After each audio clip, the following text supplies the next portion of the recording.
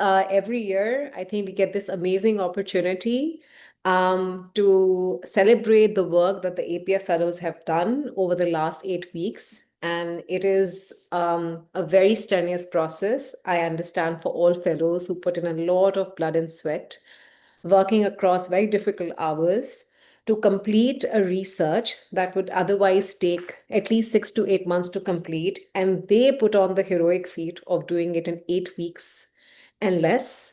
So I just want to congratulate all the fellows for completing the APF fellowship. I just feel that every year we had some excellent fellows this year who not only participated with all their heart and mind in the research process, but also were available for all the speaker sessions, asked extremely intriguing questions with all our guests, and fully participated in the entire process. They were also very forthcoming and asking for feedback. If they were faced any challenges, they were very good at communication. So like every year, I think it was a great journey hosting the fellows, and I'm really excited to hear the final presentations. And I just want to thank the APF team, Maha, Dr. Nasser, who've joined the call today, for trusting us again and again with these amazing individuals year on year, for making sure that we can, create a fellowship of them that is also worth their time, and also expose us to these amazing individuals that contribute so much to our journey.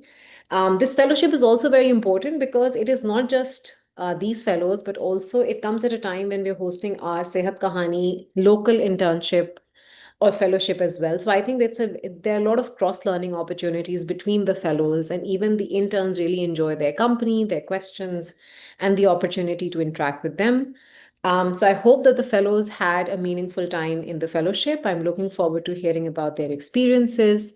I just want to thank my team. And this year we had a new team helping the fellows, because every year we used to have a Mehek merchant, but this year, because she's based out of Canada herself, it was difficult for her to find the time to guide the fellows. But as I think we did a lot of succession planning, I think Dr. Muzammil took over Mehek's role extremely brilliantly.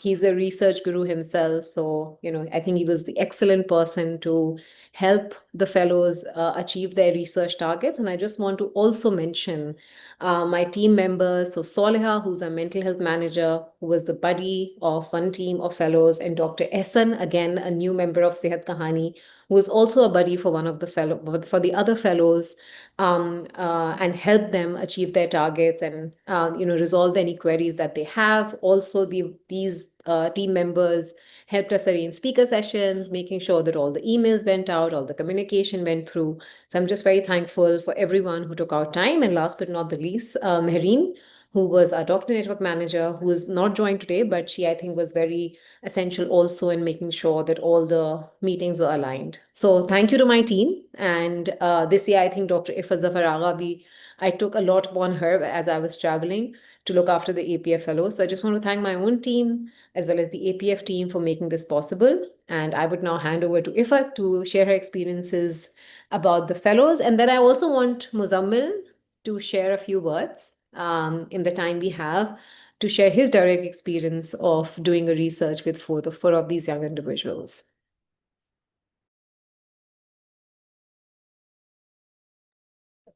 Hello, everybody. Good morning, good evening, wherever people are based out of. I hope you all can hear me. I think this year was really exciting. We had 4 amazing fellows, and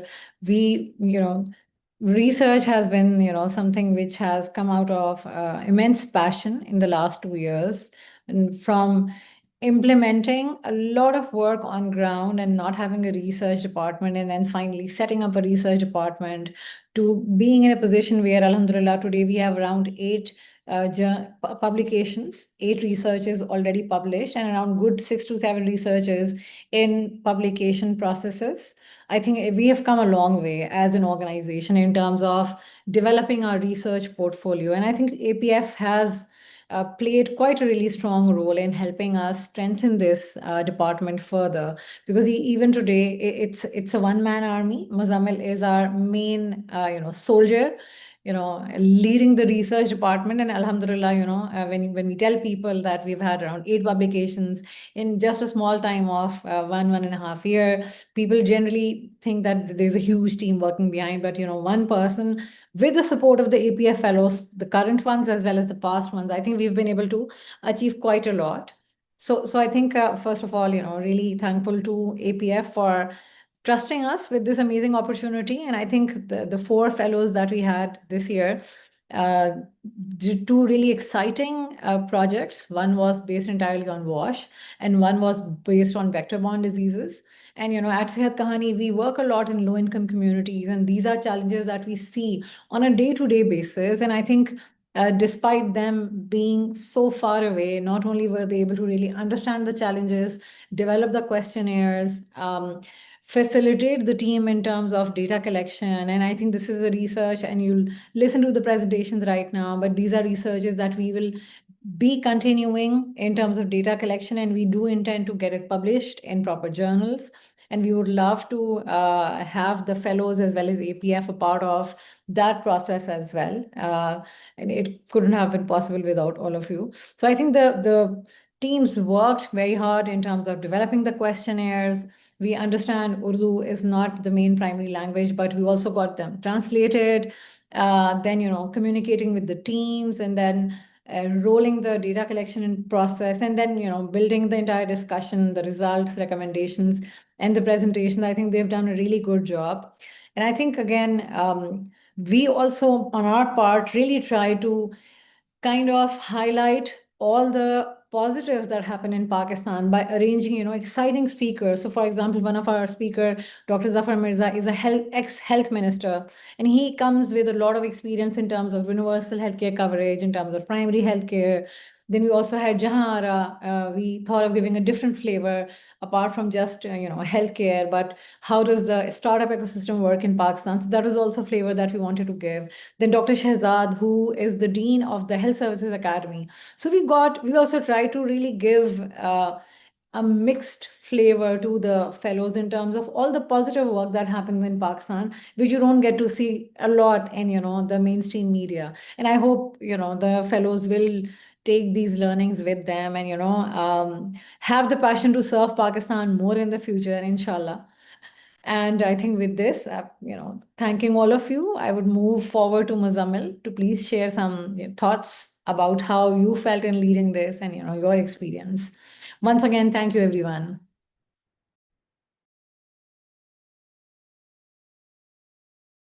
So starting my experience as leading this initiative, one part of it as a junior mentor and now leading this initiative, I would sincerely thank the leadership from the Sehat Kahani team, especially Dr. Sara and Dr. Ifat, that they trusted me with this fellowship, and not only this initiative, but of course the fellows who are working in different time zones. And I hope you guys remember the initial session that I was taking from my van in which I was traveling, and we were having the initial call. So starting from that day to coming office early, and of course you guys working with me in step ahead approach. So I hope that after this session we would complete our manuscripts and submit them in good journals. So this is the main part of the initiative, that earlier it was bit challenging because the research team was very much not there was a limitation in the research team, but now since I'm here, so I am more motivated to make sure that the work that we are doing with the APF fellows, it gets recognition in terms of publication, so that we can publish it, and not only Sehat Khani teams get benefit out of it, but the APF fellows as well, who are initially in their career or starting their career in the path of research in any healthcare sector. So this is something that I feel that the evidence that we make we should publish it, either it is good or it is somewhat have some challenges, because research doesn't end at anything good or bad. It is something that should be published in terms to make sure that these are the challenges, how we should recognize certain things. So thank you so much for being amazing mentees, and I would uh, now move forward with the APF team. So, Miss Maha, can you please start the basic introduction of your team? Thank you so much, Muzammil, and the Sehat Kahani team for hosting this. It's a true honor to be here today with everyone to celebrate the remarkable achievements of our Sehat Kahani Fellows. And over the course of this fellowship, the team at APF has personally witnessed extraordinary dedication, creativity, and compassion by all of these fellows. This fellowship has allowed the cohort to step into what I believe is one of the most urgent spaces of our time, and especially in Pakistan, which is telehealth and telemedicine, and working on bringing quality healthcare access to communities that need it the most.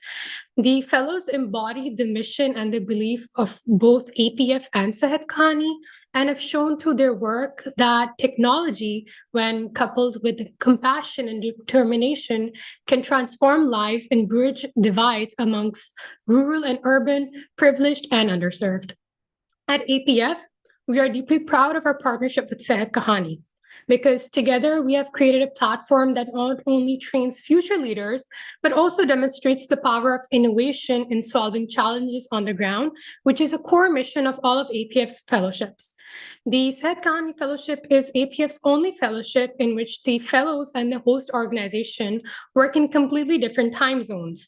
And yet each year, through great organization by our partner, Sehat Kahani, and determination of every cohort, these barriers are overcome for an invigorating and enriching experience. Each cohort of fellows inspires us personally.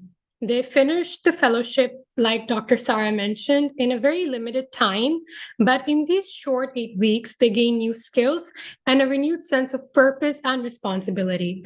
Whether they go on to become medical professionals, researchers, or policy advocates, they carry with them the spirit of equality and the belief that healthcare is a right, not a privilege, and that no community should be left behind underserved. As we celebrate their achievements today, we also look ahead with confidence. And we know that the impact of this fellowship does not end here. Like the Sehat Kahani team mentioned, it continues in every patient served, every innovation sparked, every research paper written, which the APF team encourages, and every step taken towards a more equitable healthcare system. On behalf of the American Pakistan Foundation, I extend my heartfelt congratulations to our fellows. I'd like to thank Dr. Nasser Qureshi, our board chair, for his vision, to our leadership council chair, Mustafa, for helping selecting this amazing cohort, and of course, my deepest gratitude to our partners at Sehat Kahani. Thank you.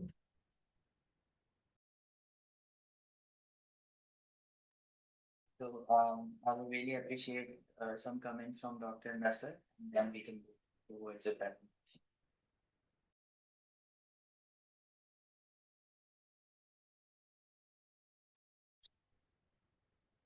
Muzammil, you were not very audible. Did you invite Dr. Nasser? Yeah, I basically invited Dr. Nasser to give some comments, and then we can start with the first presentation. Sorry, Dr. Muzammil, I was on the mute. I'm sort of outside, so I'm sorry I wouldn't turn on my video. I suggested to Maha that I'll, because of what I was doing, that I'll give my remarks at the end. But this is fine. First of all, I'd like to express my sincere gratitude to Sehat Kahani and its team. I think this is the 5th year we are doing this. Dr. Sarah and Dr. Ifat, I think I met them in 2019 initially. And it has been amazing to see the progression of the effort and the organization that has been put in. The first year was good, but with every year, the entire process has improved. The amount of effort that the Sehat Kahani team puts in, you yourself this year, Dr. Muzammil, and the rest of Sehat Kahani's team. And it has made this an extremely erstwhile fellowship for our fellows. And as we have progressed, as Dr. Ifat mentioned, the number of papers that have come out of it, publications, which not only highlights the work of Sehat Kahani, but also gives an opportunity for our fellows. For some, these were the first publications that they've done, and the mentorship that they receive in formulating and publishing these articles from the Sehat Kahani team uh, has been phenomenal. And I hope that our fellows share the same views as Maha has expressed and I have expressed about Sehat Kahani. So thank you very much, everyone, our fellows, for their time and dedication to this fellowship, because without that, Sehat Kahani would have no incentive to continue this fellowship. And as always, the more intern or a mentee or fellows put in, it gives more incentive and encouragement for their mentors to give back to them. And this is a proof of a fellows' commitments to the program and fellowships, and vice versa. Their interest comes in from the quality of the program, which obviously both ways have worked for the last 5 years extremely well. So thank you very much, everyone, for making this a success, and we are so grateful and proud to be partners with Sehat Kahani in this process. Thank you very much. Thank you so much, Dr. Nasser and Maha. So, starting with today's first presentation, I would invite Sarim and Myra to share their presentation.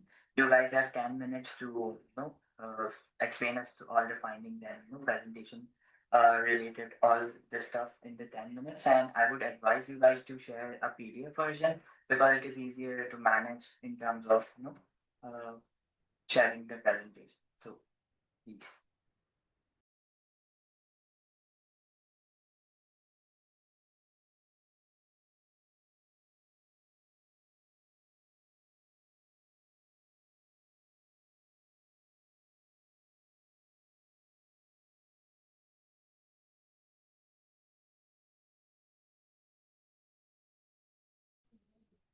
All right, can everyone see this correctly? Yes, we can see. Okay, perfect.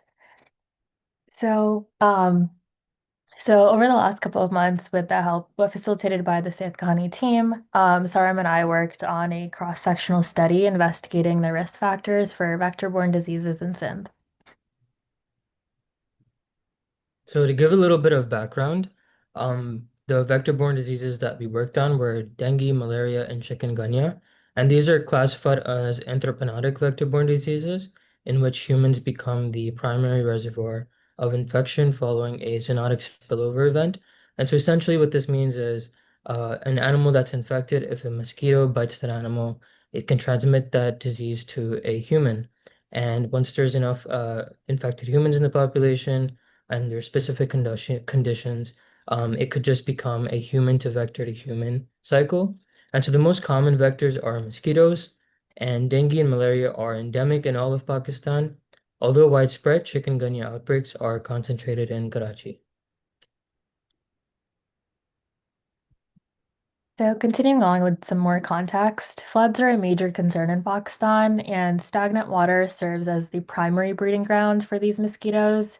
So specifically with the 2022 monsoon floods, malaria-related deaths actually increased tenfold. And the way that this is correlated is floodwaters can collect in streets, debris in containers, essentially increasing these stagnant water reserves. And these post-flood conditions and poor infrastructure actually accelerate these mosquito cycles, and it fuels outbreaks during the monsoon and post-monsoon seasons. And floods also result in displacement of communities, unfortunately. A lot of these people have to move into temporary shelters with poor mosquito protection, such as limited access to nets, repellents, and clean water.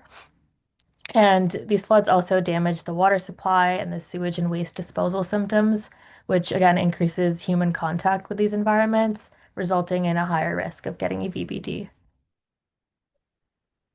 So to give a little bit of context behind why we chose Sindh, Karachi, it's because when we were studying the literature, we found that there These areas are underserved by national health coverage for the poor, like in terms of programs like Sehat Kahani, they're not as applicable. And as well as the fact that they're understudied in literature when it comes to CAP surveys on mosquito-borne diseases. So Sindh bears a disproportionately high burden of vector-borne diseases due to gaps in human resources and logistical infrastructure for control measures. And there are unique challenges that create these environments for vector proliferation. So in Karachi, vector control efforts are undermined by over 1,300 informal settlements. There are dense neighborhoods with inadequate waste disposal, water infrastructure, sewage systems. In rural Sindh, the poor agriculture irrigation creates these stagnant water bodies that sustain the breeding sites. And there's limited access to health education. There's weak digital connectivity. And so all this affects the preventative practices. So we had two main research objectives. Firstly, we wanted to investigate the knowledge, attitudes, and practices related to anthroponic VBDs, specifically dengue, malaria, and chikungunya, among residents of rural villages in interior Sindh and the urban slums in Karachi. And secondly, we also wanted to test well-established, understudied, and novel risk factors across 5 domains, those domains being household, community, environmental, behavioral, and infrastructure levels, to assess their impact on VBD transmission. And so we created a knowledge, attitudes, and practices survey with a comprehensive practices section, as Myra said, because we wanted to, because there was less literature when it comes to Karachi and Sindh on mosquito-borne diseases, we wanted to capture as many insights as we could. And so the survey was distributed via Google Forms in collaboration with the Sehat Kahani e-clinic network and the providers. So our preliminary results have a total sample size of 120. And of those 120, the average age was about 33 years old. The average household size was 12 members, which is relatively large. And the average monthly household in rupees was about 39,000, which is relatively low. And 99% of participants had a monthly household income that was 80,000 rupees or lower. And after assessing the general knowledge of our patients, we noticed that general knowledge does not necessarily equate to understanding, because while most participants had general awareness of the mosquito-borne diseases, as 97% had heard of them before, over 95% were unaware that mosquitoes preferentially breed in clean, stagnant water. So in our knowledge section, we also tested for people's specific knowledge about the 3 VBDs we wanted to look at. So for dengue, most people knew that dengue was a vector-borne disease, but around 50% were incorrect in their belief that the dengue vector bites in the nighttime. It actually typically bites during the daytime. And regarding symptoms, most people did not know that pain behind the eyes was a common symptom of dengue. And for severe dengue, a lot of people did not know that bleeding gums was a common symptom. Similarly, most people knew that malaria is a mosquito-borne disease, although slightly less this time. However, they were unaware that the mosquito that the transmission of malaria is more towards the night, as only 27% said yes that it bites during the day. A similar amount, 27% were uncertain. And yeah.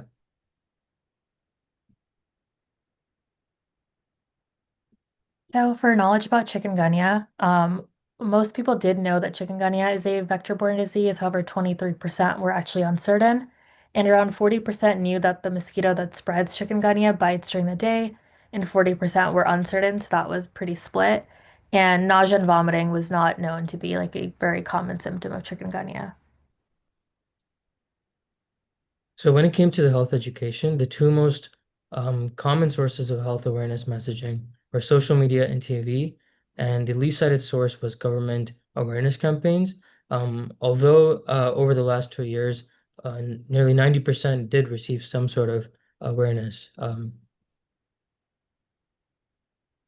So for our attitude section, overall, most participants' answers actually did align with positive attitudes. For example, 97% believed that mosquito-borne diseases are preventable, and 91% of people believe that climate change affects the timing of VBDs. However, nearly 1 in 3 participants believed that mosquito-borne diseases are not a significant public health concern in their area. And so to follow that up, we wanted to understand what people felt was limiting their ability to prevent mosquito-borne diseases. And interestingly enough, although most people reported a low average monthly household income, they believe that financial constraints is actually not the biggest barrier. It was the least in this scenario. And they believe that unawareness is the greatest cause. About 85% believe that. So for our practices section, we wanted to assess people's household practices. So over 50% of participants utilized common mosquito repellent methods such as coils, nets, sprays, and wearing full sleeves. And the use of electric bug zappers is nearly non-existent in this area. And nearly 1 in 5 of participants still use traditional mosquito repellent methods such as neem oil. So we wanted to also understand the context of used tires because they're relevant to low research settings, specifically in low and middle income countries like Pakistan. And so they were a novel risk factor that hasn't been studied in literature for in-cap surveys, but we really wanted to take the time to look at it.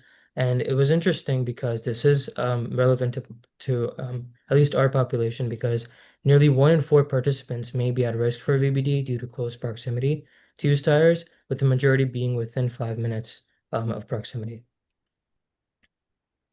So we also looked at water storage and availability, and around 55% of participants don't use any indoor plumbing as their main source of water for daily use. And nearly 10% of participants used open water streams as their main water source, which is potentially dangerous due to possible contamination. And 60% of participants store water in open containers, which puts them at significant risk for VBDs. So continuing with water storage and availability, we asked participants about items that are known to hold stagnant water and that are relevant locally to our participants. And so most of these items, unfortunately, like flower pots, drums, even plastic containers, are putting participants at risk because they are not being actively changed or cleaned more than 60% for the top 3. So continuing with water storage and availability, we also looked at whether or not people had a rooftop or ground level water tank, and approximately 86% of people do. However, nearly 20% of those water tanks are cracked or damaged, which poses a significant risk for the spread of VBD. And so to assess the waste management, we wanted to understand the toilet access and conditions. And so fortunately, like most of the participants did have a toilet with a door. Very few participants did not have a toilet. However, there was a small minority of patients that did have a toilet without access to a door, which is not effective in terms of preventing mosquito-borne diseases. The drainage system, unfortunately, around almost 20% did not have a regularly cleaned and functional drainage system. So, sorry. So we also looked at disposal of stagnant water, and 54% of people reported that they throw their stagnant water into the drain or sewer, which is recommended. However, 30% actually reuse their stagnant water, which is concerning. And regarding their home's water drainage system, although most people do have proper covered drainage systems, 25% rely on open drains, and 3% of people had no drainage system in their homes. And so we also wanted to assess the housing infrastructure, as this tells us about the spread from house to house. And so nearly 1 in 3 participants live in either kacha pakka or kacha conditions, and around 70% of households are vulnerable to mosquito entry because of gaps, broken windows, unsealed areas. And so this significantly increases their risk as well. We wanted to do a deeper dive into these concerning housing infrastructure issues. So we specifically asked about housing conditions that also play a factor in increasing the risk of VBDs. So over 50% of participants lived in homes that were built very close together. And this facilitates the spread of disease from one house to another very quickly. And over a quarter of participants had no access to a waste disposal system. So we also assessed for environmental risk factors. And so we asked if participants live within 10 minutes walking distance of any of these following places. And we found that abandoned lots or buildings, open garbage dumping sites, they were very prevalent for the patients and this is not good because it provides breeding grounds, food, shelter for mosquitoes. And lastly, for our practices section, we also assessed people's sleeping conditions, and all of these were actually previously reported in literature. So, although most people would sleep with their windows open or they sleep outdoors, approximately a third of participants actually do use a bed net while sleeping, which is a great preventative practice for VBD. And over 75% of participants report that temperature does affect their sleeping habits during hot weather. And so to start with the summary of our results, when it came to demographics, we noticed that a large average household size, their high rates of no formal education, they may increase exposure to VBDs. They may limit the adoption of preventative practices. 44% reported being unemployed or housewife, and there was a low average income among those that were employed. When it came to knowledge, over 95% of participants didn't know that mosquitoes prefer to breed in clean stagnant water as opposed to dirty stagnant water. Most people reported receiving some sort of health awareness or educational messages, but mostly through social media and TV, while government campaigns were significantly low in terms of that. And so greater governmental intervention is needed. And overall, the majority of participants correctly answered the knowledge questions. And when it came to attitudes, participants did believe that public awareness is most needed to decrease burden. Interestingly, it was not necessarily finances. And 30% of participants, however, believe that mosquito-borne diseases are not a significant public health concern, which may limit the adoption of preventative practices. And just to sum up some of the main risk factors that we were able to identify via our comprehensive practices section, used tires are actually relatively understudied in CAP surveys, but they are a significant breeding site for mosquitoes and they're relevant to low and middle income countries. And we saw that this was a risk in our population as nearly 25% of participants are within 10 minutes walking distance to used tires, with the majority being within household or up to 5 minutes away. And nearly 60% of participants store water in open containers. And of those, 1 out of 3 participants never clean or change that water, specifically when it comes to flower pots or trays. And over 60% of participants report living in an area where housing is built without any sort of formal planning or approval. Majority of participants reported inadequate housing infrastructure. So that includes residents in informal settlements, structural deficiencies such as broken or unsealed windows, and proximity to ongoing construction, all of which may increase your risk of exposure to vector-borne diseases. And so we wanted to take a moment to acknowledge Dr. Muzammil, Dr. Ehsan, for connecting us with leaders across various public health sectors, for providing consistent feedback through the survey development process. We're very grateful to all the field researchers at the e-clinics administering our survey to patients with related symptoms. And we're sincerely grateful to the entire Sehat Kahani team for offering this invaluable opportunity to gain insights into critical areas like public health in Pakistan, healthcare entrepreneurship, public policy, and a final thank you to the American Pakistan Foundation for giving us the opportunity to take part in such meaningful work at Sehat Kahani. Thank you, everyone. Thank you so much. It was an amazing presentation. And if anyone have any question to ask to the fellows for this presentation, please they can ask their questions, and then we can move to the group 2.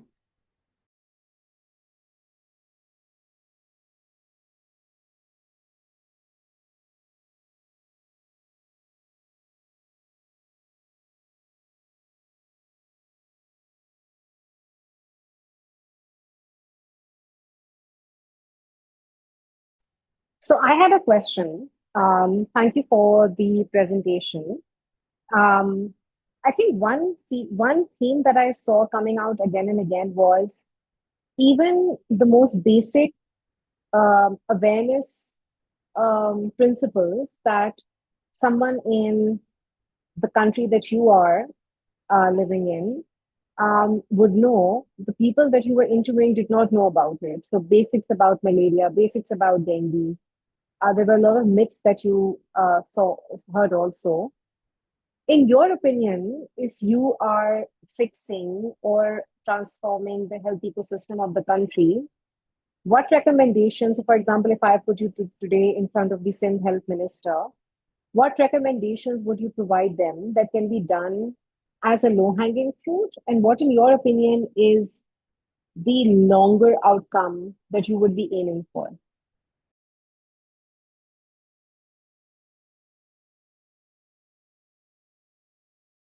And so, thank you for that question, Dr. Sarah. Um, and so, what we would probably start with is taking a look at our risk factors we identified via the comprehensive risk practices. And so, when it comes to used tires, we definitely want to bring that up to the health minister because that is something that is significantly relevant to low and middle income countries in terms of the accumulation of stagnant water.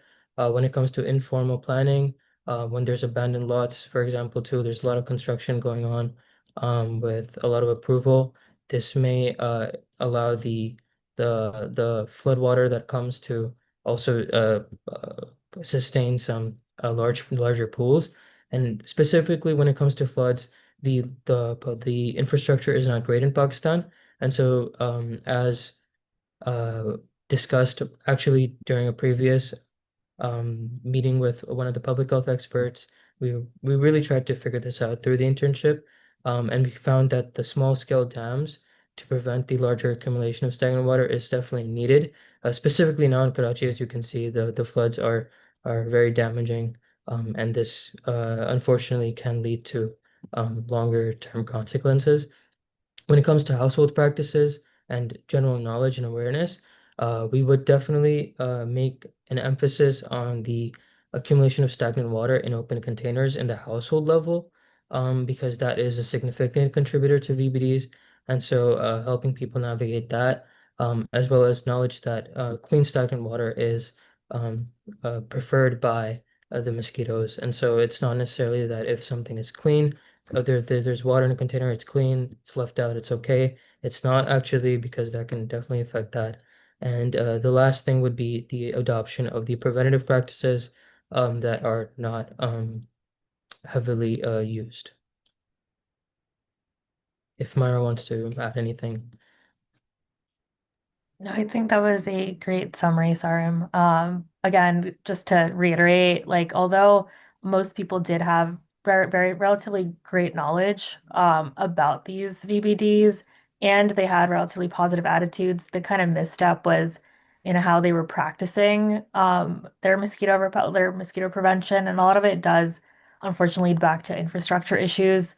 So, if they're living in, informal communities or informal, like just not great housing construction. Part of it would be maybe like fixing some of those gaps or, granted, solving infrastructure issues is a long-term project, but at bare minimum would be just like within their household, maybe getting the support to, fix a broken window or a broken door or having better like, more fans or air conditioning and so on.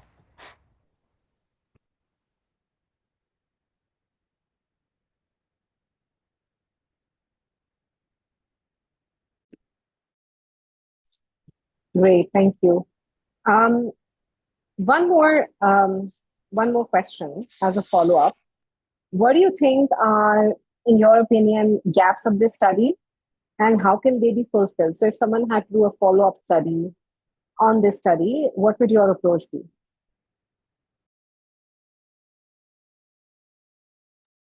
So I think a very effective study in terms of what we were trying to do would also involve some sort of going into these households and understanding their context.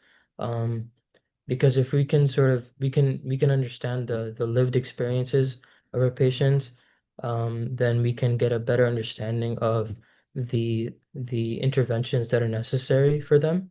Um, I think that would be the best thing, the best scenario. Um, Myra, do you want to add anything to that? Yeah, so sorry. I agree with the concept of the importance of lived experiences within this research. So again, if we had more time, doing some sort of household observation was something we originally wanted to do.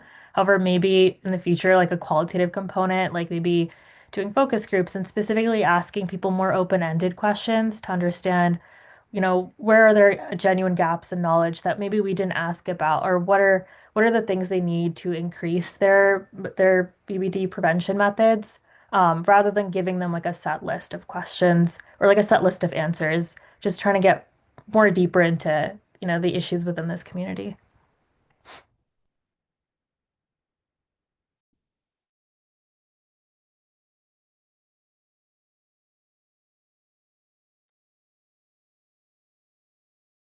Great.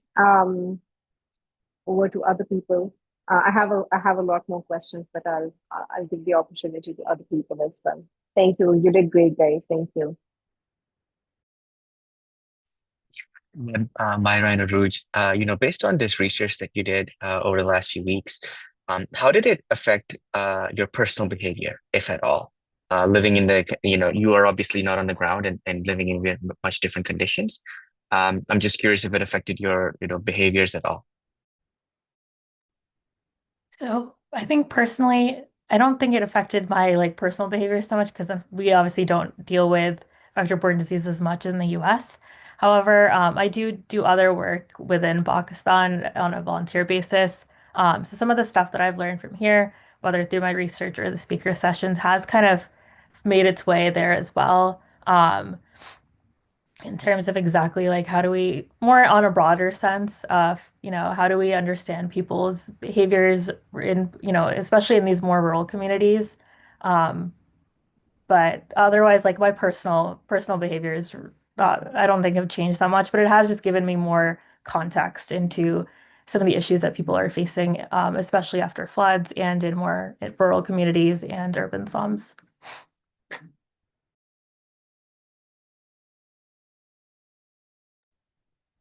Yeah, I think for me personally, I would agree with that, but I think just being cognizant of the fact that the infrastructure plays such a big role in the spread of vector-borne diseases, that is not applicable to us, because of the proper sewage systems, there's less accumulation of stagnant water because of floods.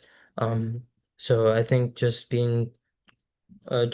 made me a lot more passionate about trying to improve the infrastructure in Pakistan in that area one day because of how it's made dengue, malaria endemic in all of Pakistan, whether it's a monsoon season, post-monsoon season.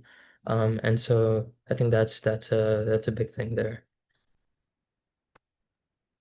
Thank you, guys.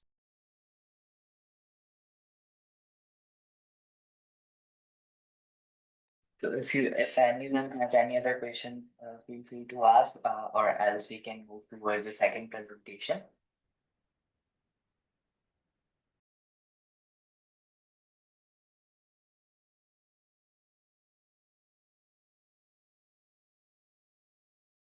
Okay, so yes, let's move to the second presentation. Samia and Sarah, can you please share your screen and please open your camera so that we can follow the presentation. Thank you. Sure.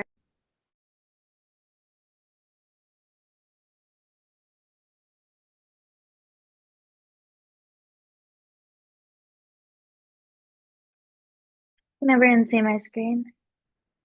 Yes, we can see your screen. Thank you. Okay. So our study was also a cross-sectional study, and we looked at water sanitation and hygiene vulnerabilities, as well as heat exposure among specifically women of reproductive age in Sindh. And wash and heat exposure have been studied on their own, but not really together. And it's been understudied among this specific population, and that's kind of why we wanted to focus on it. So we'll start with like a little bit of background on the topic. Yeah, just to contextualize the climate crisis in Pakistan, according to multiple studies, like Pakistan is ranked fifth among the countries to suffer the worst consequences of climate change, despite contributing very little to the atmospheric conditions that cause it. In 2022 alone, during like a period of intense flooding that Pakistan experienced, severe damage was caused to infrastructure, health facilities, and agricultural output. Millions were in need of humanitarian assistance, and 50% of those that were displaced still require humanitarian aid because they lack access to essential resources such as clean water and sanitation. And according to a UNICEF report, over 40 million children in Pakistan grew up exposed to multiple climate disasters such as extreme flooding, air pollution, and food shortages.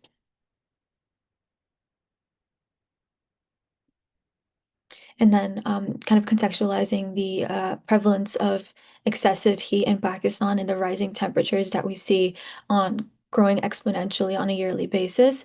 Climate change has made heat waves in Pakistan 30 times more likely to occur, and the province of Sindh especially has experienced a rise in frequency in both the frequency and severity of heat waves brought on directly by climate change, and temperatures have reached a highs of 53.5 degrees Celsius.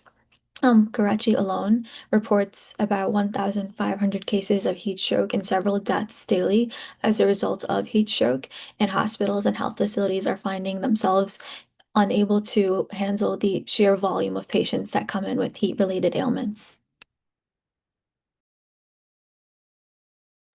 So to talk a little bit more about how climate change has disrupted wash systems. So in terms of waterborne diseases, which are directly related to wash vulnerabilities, they account for about 80% of all deaths in Pakistan, or all diseases in Pakistan, and 33% of all deaths. And the specific number is approximately 2.5 million deaths occurring annually in Pakistan from waterborne diseases.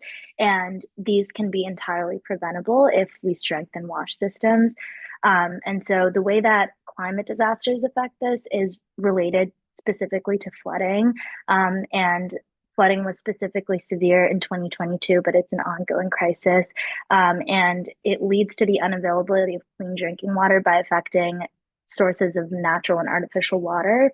And it also causes the displacement of populations, destruction of homes, and this also affects wash infrastructure, and particularly among women of reproductive age.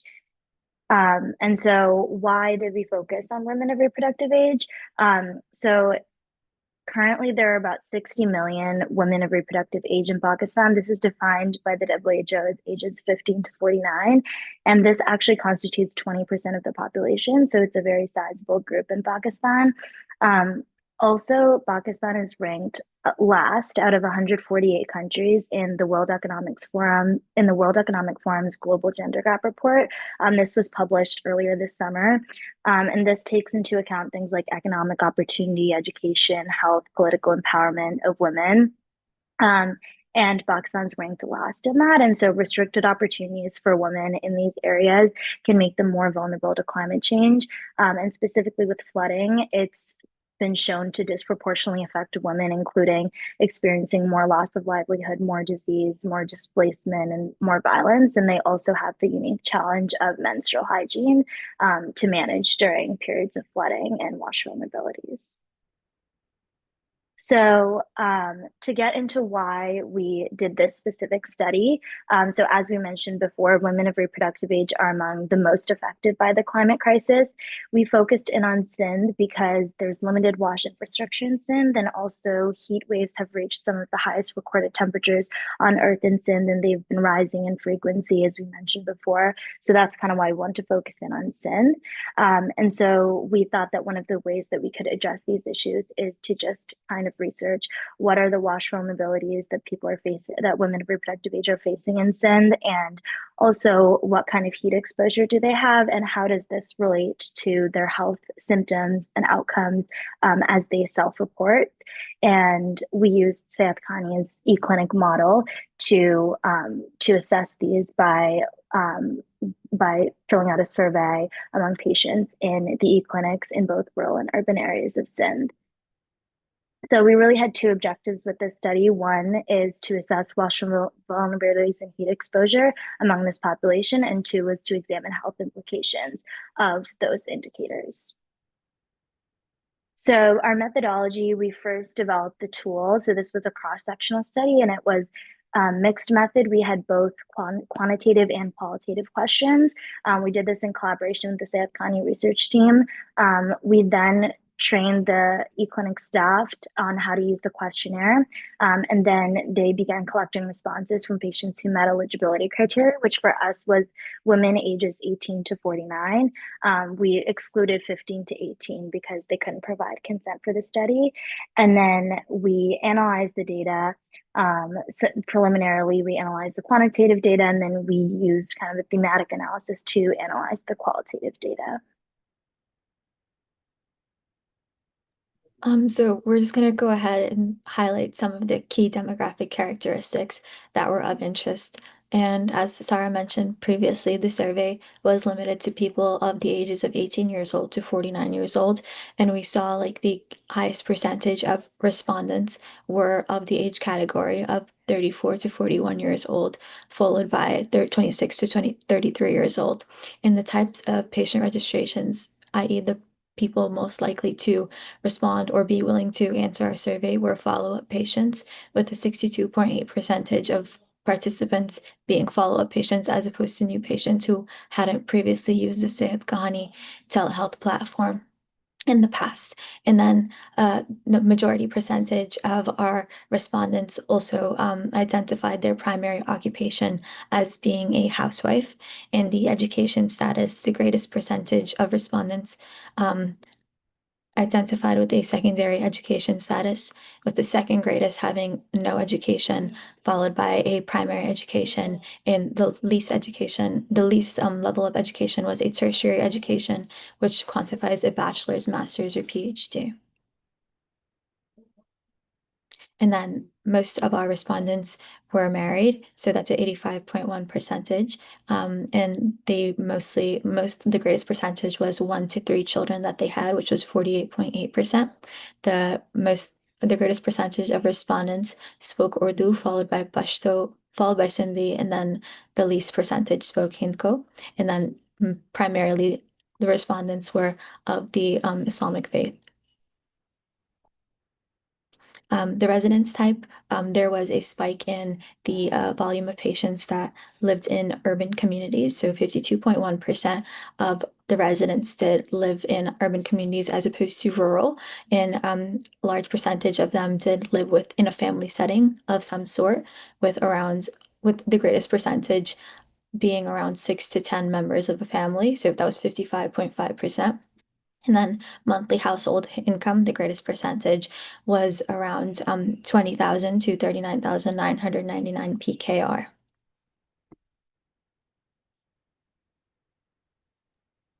So now we're kind of going to get into the results of our survey. And our survey was really split into kind of 4 sections. There was the wash section, there was a heat exposure section, then there was a section on health outcomes, and finally there was the qualitative section.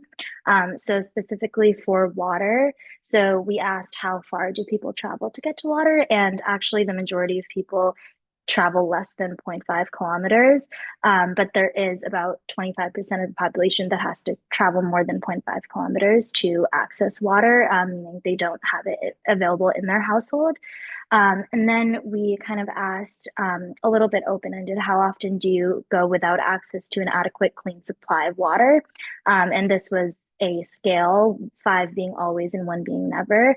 And 52% reported that they feel that they're going without access to adequate clean supply of water. They never are, and then 50% feel like they are to some degree. But it's interesting because this is kind of their perception, and then the rest of the questions show something a little bit different. And then we asked if they make water safer to drink using any of these methods. So we found that 40.8% do know that they should boil water, and boiling water is the most effective method to make water safer to drink. But there's a sizable amount, about 41%, that that use filtering through cloth, and boiling is a much more effective method than filtering through cloth. Doesn't really effectively remove any viruses or bacteria that's present in the water. So that was an interesting finding. And then we also asked about the source of drinking water, and this was participants could select as many as they felt applied to them. And so what we saw is that most did use tap water, but then we kind of probed further, as you'll see, and it's not clear whether that tap water is safe to drink or not. And then we also saw the second was motor pump. And so pumps, so both motor pump and hand pump, those are ways to access groundwater. And this is really variable safety. It really depends on the quality of the groundwater. Groundwater tends to be safer than surface water, but it's still very variable. And then we saw that the next was bottled water at about 25%. Bottled water tends to be safe, but again, it depends on the quality and safety and the way that the bottled water was packaged. And then the next were wells. So the difference between closed and open well is just that closed wells are protected. They're safe from contaminants, while open wells are not. And then the next was surface water, and surface water is the least safe out of all of these, because it's not it's not treated in any way. It's just direct surface water. And so that was about 15%. And then the rest were relatively lower percentages, but there were still some people that, so hand pump similar to motor pump, and then protected spring, unprotected spring, same thing as the closed and open well. The protected spring is safe from contaminants, the unprotected is not. There were some people that used rainwater, dam water, and then water tanker. Water tanker is also kind of variable safety because it's just water received from a truck, and that's kind of variable safety. So it's interesting to see these findings, and I think a lot of these depend on the specific source, like the specific source of bottled water, the specific infrastructure of the tap water that they're receiving. So it's an interesting preliminary findings.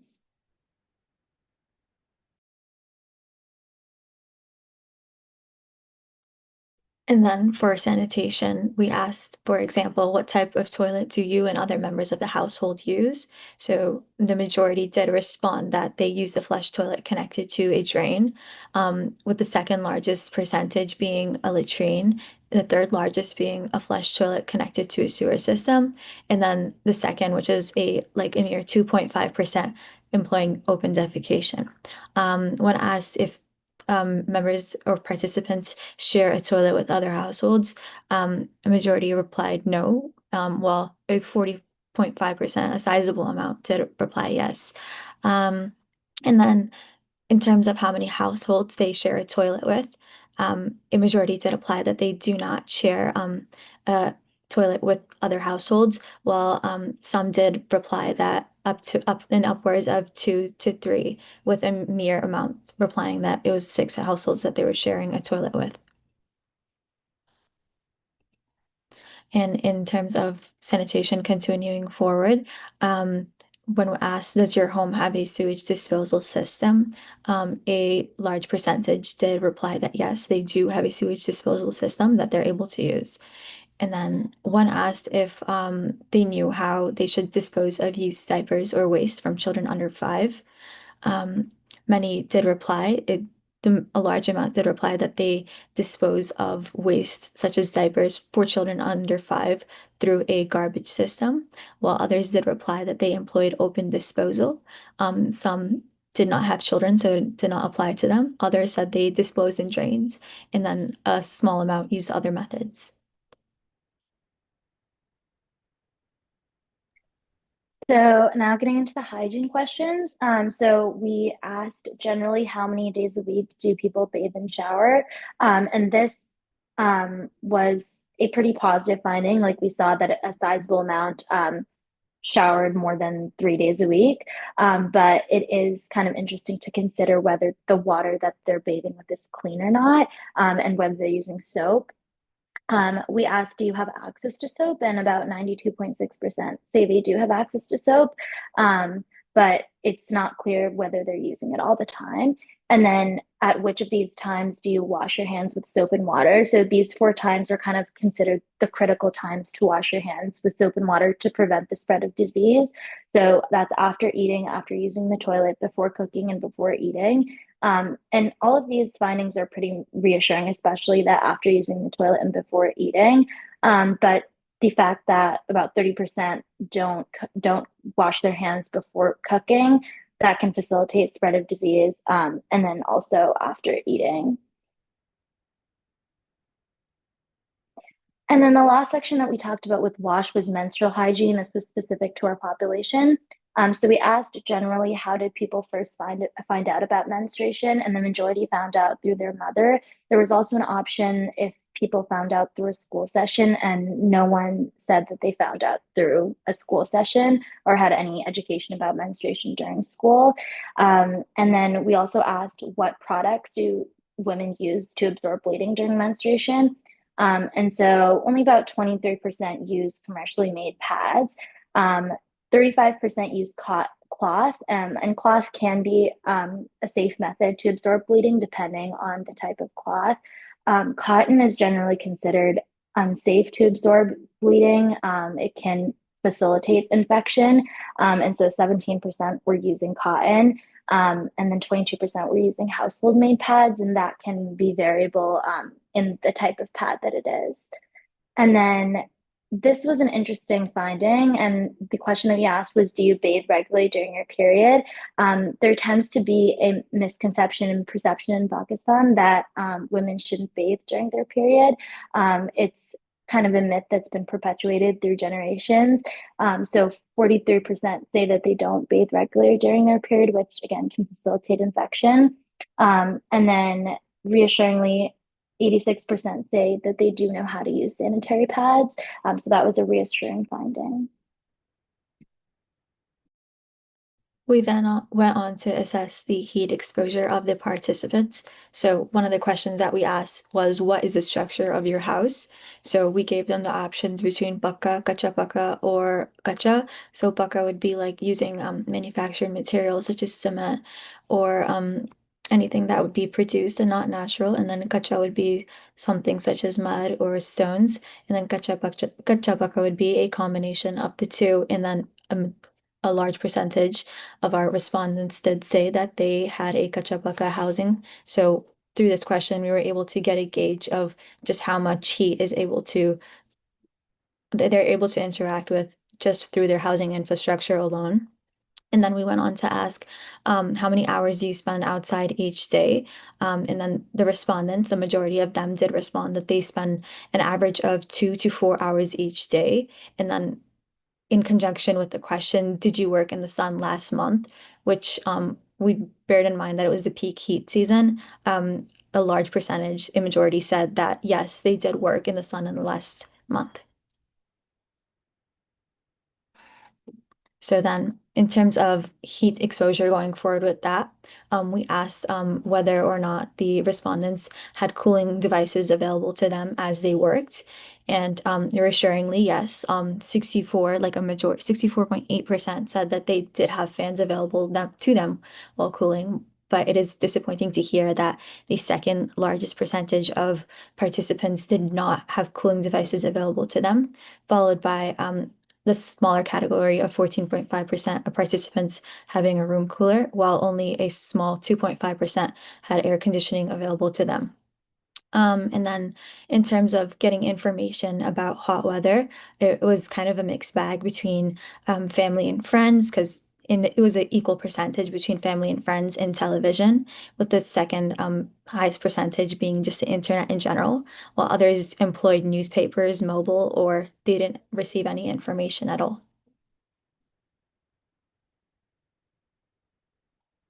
And then when assessing the health outcomes in relation to heat exposure as well as inadequate wash, we found that fatigue, dizziness, headache, and diarrhea were among the leading conditions that were conveyed to us through the survey. And fatigue is naturally what we'd assume people would feel during periods of extreme heat. But we did bear in mind that things like diarrhea and skin irritation and various diseases are not a result of heat exposure alone, but rather inadequate wash, which is a direct contributor to the following health outcomes.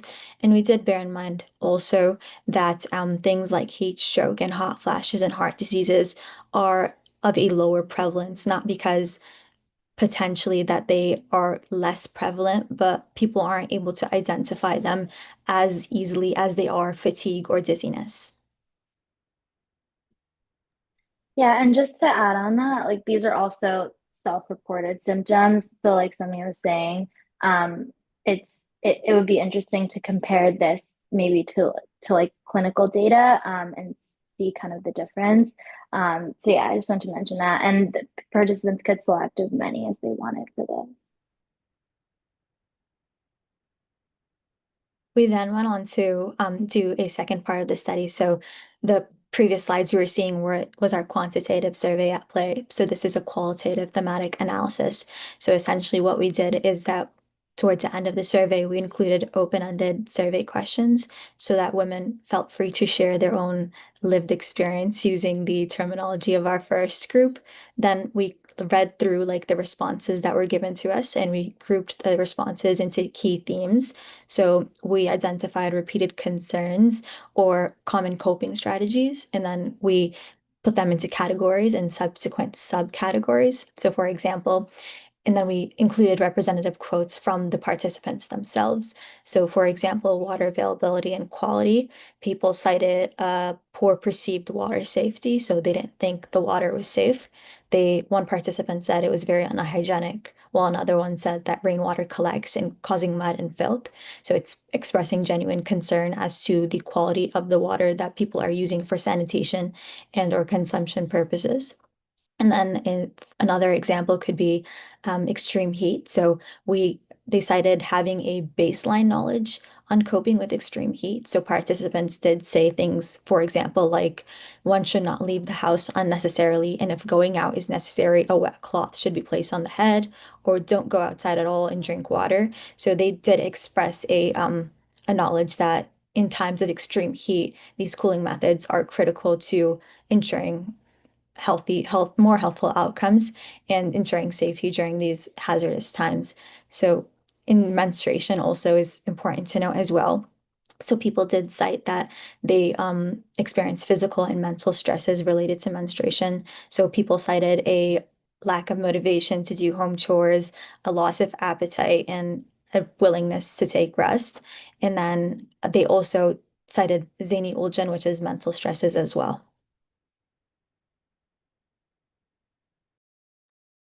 And then some other things that we noticed in the thematic analysis. So we asked kind of open-ended questions about health impact as well, in addition to that quantitative question.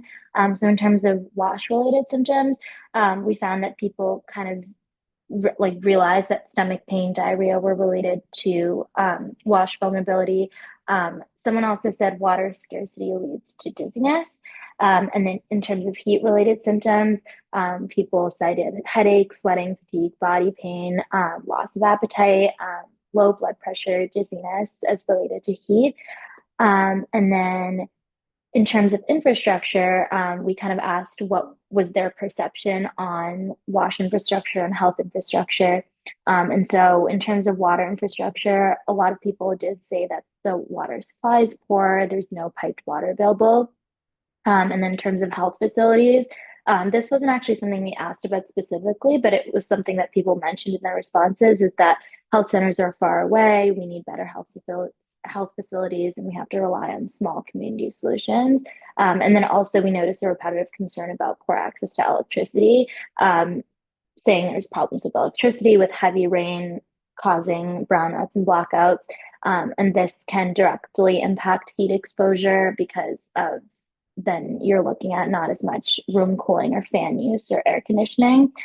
And then finally, we wanted to know what some of the social, economic, and political barriers were perceived among this population to receiving adequate wash infrastructure and also having adequate protection against heat exposure. So the three concerns we saw most often was poverty. People were saying there's extreme poverty, it's just survival. Education gaps as well, and we saw that in the demographic data as well, that about 30% didn't have any education. And so people cited that there was just kind of a lack of education and awareness on both wash and heat. And then finally, there were a few people who mentioned that there was also government negligence and inaction, saying the government is irresponsible, the resources don't reach the people, and that's kind of affecting infrastructure. And so with that, that is the end of the results that we have so far. And we're excited to kind of take these results further and analyze them further. But we really learned a lot through this process. And we'd like to thank the entire team at Sehat Kahani and APF for supporting us throughout the fellowship. And yeah. Thank you so much. It was an amazing presentation, although it was very much very detailed. So I would, please, anyone have any questions from the leadership? Please, if they have any questions, they can ask.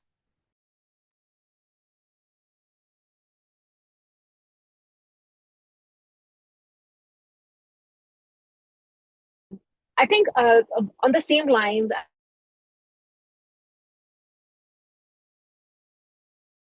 I did not get assessment because of the short time duration that we had. So, what are some recommendations that you would want to highlight at the end of the study? And what do you think were the gaps of this study that you would want to fulfill in a follow-up study if you were given the opportunity? Yeah, I think some of the recommendations I would say would be related to like awareness and education related to both wash and heat exposure, considering that was a major thing that we saw in the qualitative section, and also just related to some of the practices that we saw related to wash and heat. I think a lot of the effects can be mitigated by some more awareness and education where the infrastructure cannot be. And then in terms of gaps of this study, I think that one thing is, as I said before about the health outcomes, is if we had more clinical data, I think that would be interesting to see versus self-reported health outcomes. And then I think like as we take this a little bit further, trying to link a little bit more direct correlation between the wash vulnerability and wash related disease and heat vulnerability and then heat related disease. So that's kind of where we see this going in the future. I think another gap is kind of just the like responses to the questions may be, so for example, one of the questions that asked about like, do you use soap and water during these 4 times? Like before you eat, after you eat, before you cook. It's interesting because those things like people may be responding yes, but the water that they're using to wash their hands may not be clean. So I think just like kind of linking all those things together and looking at it that way and thinking about whether the answers to the certain questions actually reflect reality, or if we kind of have to probe further and ask further questions to see what actually reflects the situation. I agree, like definitely having follow-up questions I think is critical just to get a more holistic understanding of what's going on in terms of just how well are they washing their hands, or how well is the quality of sanitation that's happening in terms of the infrastructure as well. In terms of recommendation, I think that policy intervention is critical as well, because a lot of people did in their survey respondents survey results cite that a lack of government intervention and systemic like structural inadequacies are also a major contributing factor in just the state of their living conditions and the inadequacy of their wash systems as well. So I think policy is critical, and just the concept of uh, social benefits and welfare is also something that should be considered in Pakistan moving forward, hopefully in the future as well.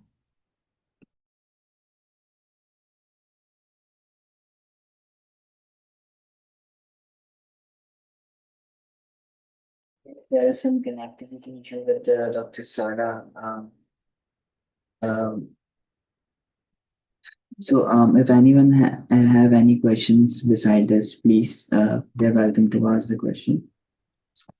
Yeah, I had a couple. So just I know, Sarah, from our interview process, you had talked about you were focused on mental health, and then Samia, just knowing you as part of APF, you have a nonprofit as well in Pakistan, where you work with ladies in Punjab.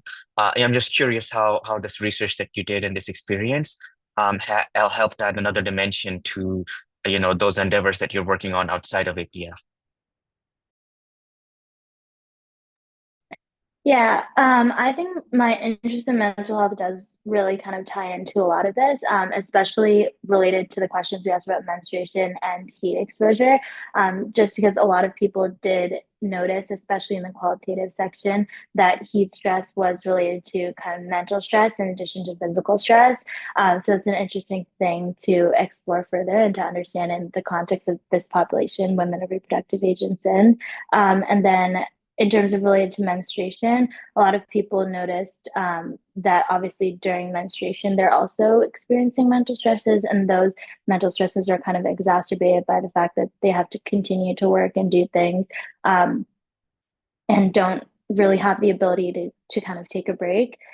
So I think that's interesting. And I think just in general, the fact that people know that there's the wash vulnerabilities and heat exposure are affecting their health, but there's not really anything that they can do is definitely also a source of mental stress. So I think it's definitely interesting, and I think they're definitely linked together.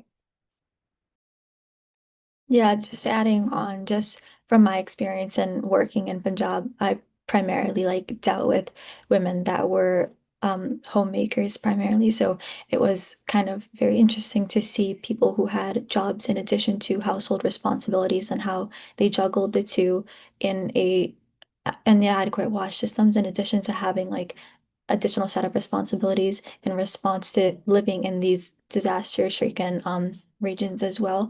And it definitely just kind of catalyzed this mission to reach into other areas, specifically in Karachi as well, because it is definitely a more amplified version of what's going on in Punjab, just because not only the dense population, but because of how hard the heat waves do hit there. And it seems as if it hits there with more intensity because of just the sheer volume of people and then the infrastructure that's lacking, and kind of like the lack of like these community bonds that are formed there. I mean, like there are regions there that do have like these small little hubs of community, but I feel like it's a more urban setting in which it's more individualized, smaller households, and less work more work, sorry, on the part of the women to actually maintain these responsibilities in addition to working and trying to make a living for herself. So it's definitely kind of opened my experience to the diversity of Pakistan in terms of what women do and how many responsibilities they do bear in addition to being mothers. Yeah. Thank you.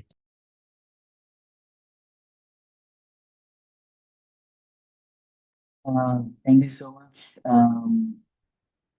everyone, for joining this session. I would really appreciate some feedback from the fellows right now. If they have any feedback, you can speak one by one, right? And then we can, conclude the session.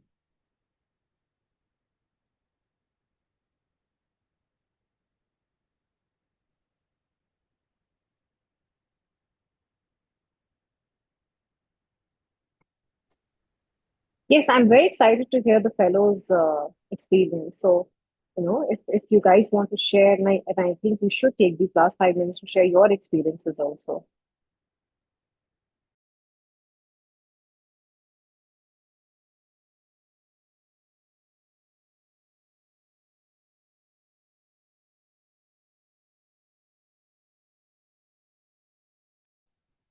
I can go first. I think that kind of throughout this fellowship, I've learned a lot about just the research process in general. I think this was something that I was really looking forward to because it combined kind of two separate interests that I had, like one in global health and medicine, and the other being giving back to Pakistan in various ways. And I'd never really been able to combine those two things. And so this seemed like the perfect opportunity to do that. And I think that throughout this fellowship, I feel like I really um, got to like bridge that kind of gap and really learn a lot about the intersection between global health and giving back to Pakistan. And then I also learned a lot about kind of the research process from start to finish. And developing a cross-sectional study was something I had never done. And especially being able to then translate that in Urdu and working with the entire team to do that. And then disseminating the survey and then getting to kind of see the answers live and getting to see, especially the qualitative responses, I thought were very interesting to go through. Um, so I think, yeah, overall, just learning about the research process and working with everyone was a great experience. And I'm really glad that I did it. And thanks to everyone for the opportunity. Yeah, I totally agree. I really enjoyed learning how to just like completely immerse myself in the research process, whether that was using SPSS for the first time or learning new like codes on Excel and Google Sheets. Like it was so rewarding to be able to accomplish so much in such a little time. And I'm really grateful for the support that we had through Dr. Mazamal, kind of like guiding us step by step through everything. Just something that I also enjoyed was seeing the in-person interns as well joining the meetings. It felt super refreshing seeing people on the other side of the world also being these career-minded, ambitious individuals above or similar to my age, kind of working and grinding out there, working in your startup in person, and then us being here in the US also working. So it was refreshing to see how at the end of the day we are all like motivated towards giving back to Pakistan in whatever capacity we can.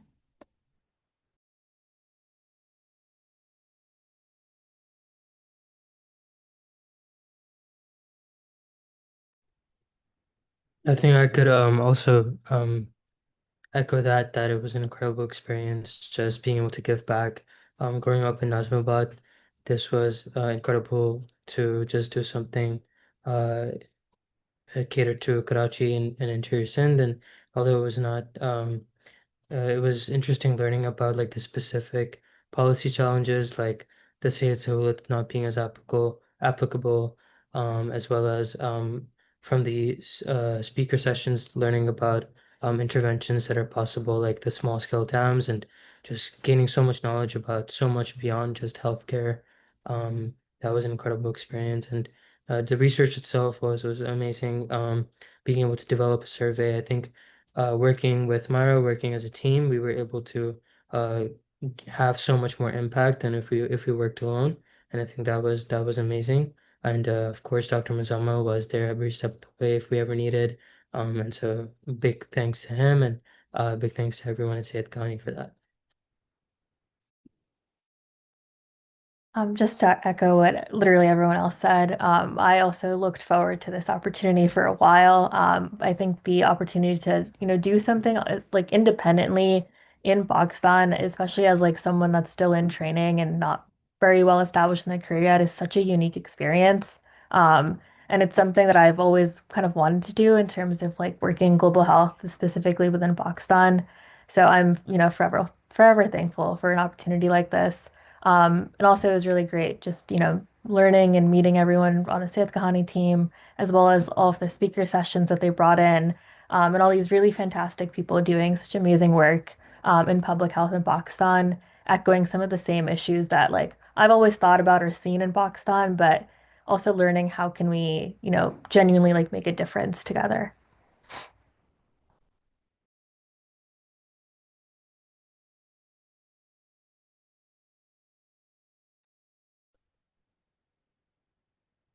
If I may, first of all, congratulations to all of our fellows for a wonderful presentation. It's thoughtful. Obviously, you got great mentorship with Dr. Muzammil and the rest of the team, but the presentations were excellent. I'd also like to introduce Mustafa Mohammed, who is the chair of our leadership council, and who put in a lot of effort along with Maha in interviewing a large number of people and selecting the fellows for this year. Maybe he has some thoughts because he's been very deeply involved with the entire process. So, Mustafa, if you have some thoughts, please go ahead. Yeah, thank you, Dr. Q. I just wanted to say thank you to the Sehat Kahani team, Dr. Sarah, Dr. Mazambo, Dr. Ifat, I know she had to drop off, and the rest of the staff. I had heard about Sehat Kahani and the great work you had been doing.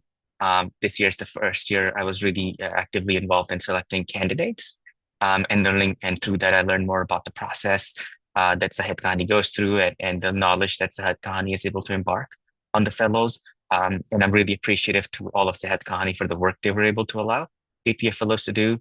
And a thank you to the APF Fellows as well for the great work that you did, in the amount of time and the progress that you made. As just being a part of the Leadership Council, I'm excited that we will continue our partnership with Sehat Kahani for many years to come, and continue giving our fellows an opportunity to give back, and being a partner with Sehat Kahani to move their mission forward. Thank you.